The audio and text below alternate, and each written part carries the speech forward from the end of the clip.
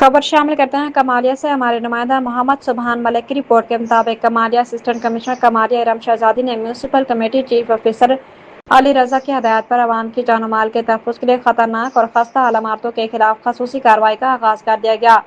اس سلسلے میں building inspector کی جانب سے شہر بھر میں مختلف خستہ و خطرناک عمارتوں کا تفصیلی سروے کیا گیا، جس کے دوران متعدد عمارتوں کو خطرناک قرار دیتے ہوئے مالکان کو فوری مرمت، مضبوطی یا مسماری کے لیے نوٹسز جاری کر دیے گئے۔ Municipal committee chief officer Ali Raza نے کہا کہ ایسی عمارات جو شہریوں کے لیے خطرے کا باعث بن سکتی ہیں، ان کے خلاف بلا امتیاز قانونی کارروائی عمل میں لائی جائے گی۔ انہوں نے شہریوں سے بھی اپیل کی کہ وہ اپنی خستہ حال عمارتوں کی بروقت مرمت یقینی بنائیں تاکہ کسی بھی ناخوشگوار واقعے سے بچا جا سکے۔ چیف آفیسر علی رضا نے متعلقہ عملے کو فوری ہدایت کی کہ ایسی خطرناک عمارتوں کی مسلسل مانیٹرنگ جاری رکھی جائے اور نوٹسز پر عمل درآمد نہ کرنے والے مالکان کے خلاف پنجاب لوکل گورنمنٹ قوانین کے تحت قانونی کارروائی کی جائے۔